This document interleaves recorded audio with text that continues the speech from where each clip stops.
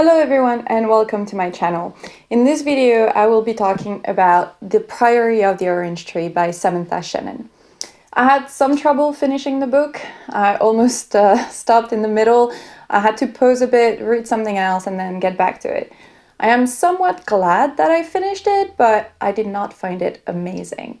So I'm going to give you a very quick synopsis and let you know what worked and what didn't for me. The book is an epic fantasy novel. It's a standalone story of about 800 pages. About 1,000 years ago, an evil dragon called the Nameless One was defeated and bound in a place that is called the Abyss. Nobody is really sure how he was defeated, and that gave rise to various sort of beliefs and ultimately religions in various corners of the world. So you have generally the East, where some nice dragons are living and people are revering them as gods. And on the other side of the ocean, on the west side, you have a couple of different kingdoms, each with their own belief system. The two most important ones are the kingdom of Inis. In this kingdom, people believe that the Queen of Inis and her family are basically responsible for the defeat of the Nameless One, such that as long as she or her descendants are living, the Nameless One will remain bound. Another important place in the West is naturally the Priory of the Orange Tree, whose sole purpose is to protect the world from the Nameless One. The Nameless One is now resurfacing, and so the world has to come together to figure out how to defeat it again.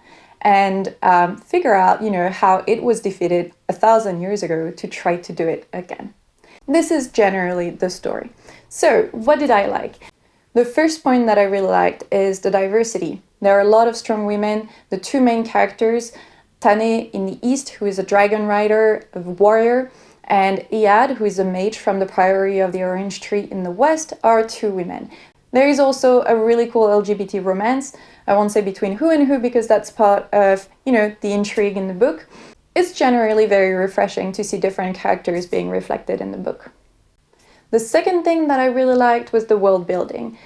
Generally, the different cultures and religion I thought was really interesting, how they relate to each other, some of them believing that others are heretics, was broadly interesting. And I think visually, each part of the world was quite unique. So in the East, I sort of imagined something like Spirited Away by Hayao Miyazaki, maybe because of the dragon in it. In the West, each part of that world has also a slightly different feel. My favorite was the Priory of the Orange Tree, which just looked beautiful in my mind.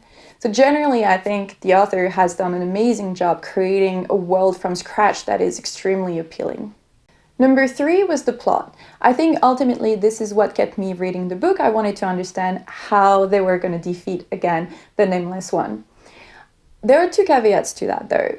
The first one is that there are actually sort of two plots in the book. One is obviously around the Nameless One. There is also a sort of political intrigue in the Kingdom of Inis, which I didn't find particularly sort of sophisticated enough to really be gripping.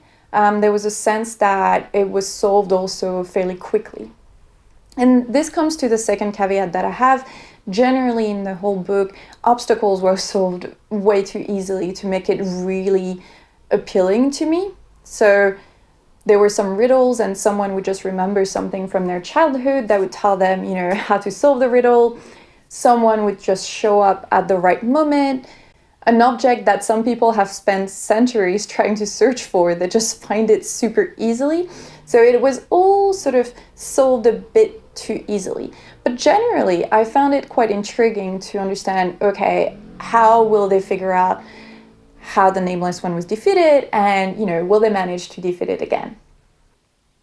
So the first thing that didn't quite work for me were the characters. I didn't find them particularly relatable until maybe the end of the book, but by that time it's a bit too late in my mind to really hook me.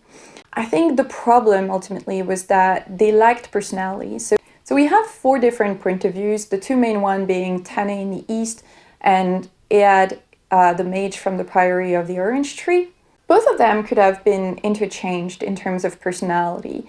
They were quite similar, and in a way they were written exactly the same way. The personality did not seep through For example, a change in the writing style. And so for me, that was a massive issue because I did not feel particularly strongly about what would happen to them. And there were two characters that I just did not like. One of them is Nicholas Rose, who is an alchemist who does not have a massively important role in the story, but, you know, drives the plot in a few different points in time. And I really didn't like him. He's pathetic old man. I did not even feel that much pity for him. I just didn't like him. And another one that I didn't like is the Queen of Innis herself, who is actually quite an important character, even though the book is never written in her point of view. And she was just arrogant and not really likable. And on top of the personality issue, there was a lack of progress for those characters. What you get at the beginning of the book is what you get at the end of the book. The only exception might be because some of the characters have to reconsider their religious beliefs over time, but even that wasn't particularly well done. I thought they accept some of those changes very easily without having too much of an existential crisis. I think it would have been really interesting to dig a bit deeper into this. The one caveat I would give to that is that the romance was actually quite well done. It was subtle. It was part of the plot. It was important. It was not just made for the sake of having a bit of romance in the book. So for that, actually, the author has done a great job, I think. The second issue I had with the book was the writing style. And that's very much a preference, but the style was very flowery, and that doesn't really work for me. I think it actually works in favor of the world building to get those beautiful images in your mind.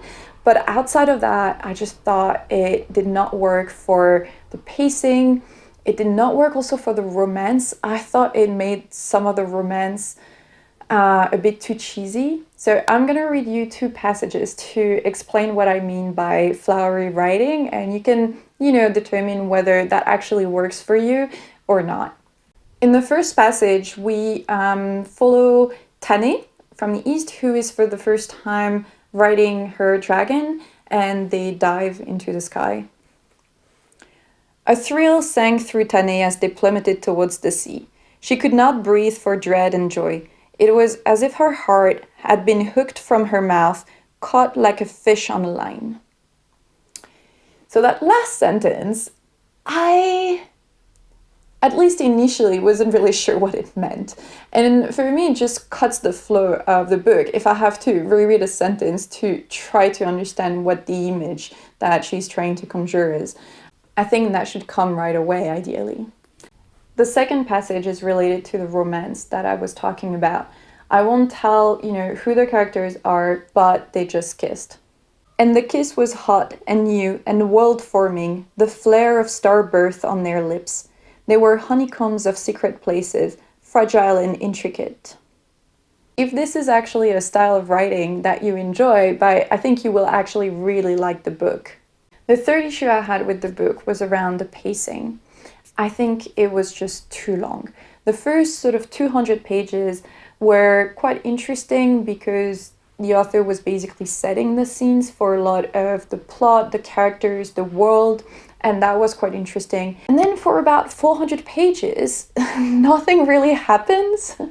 And it's only in the last 200 pages that the pace really starts getting a lot better. But unfortunately, it's just too late in the book. So the ending wasn't actually really bad, but because I had waited for so long for the book to finish, I was quite underwhelmed. So overall, this is a 2.5 stars for me. I would not really recommend it to my friends, but I can really understand why some people love the book. I think it's more a matter of preference and style, and so some people will really enjoy it, I think.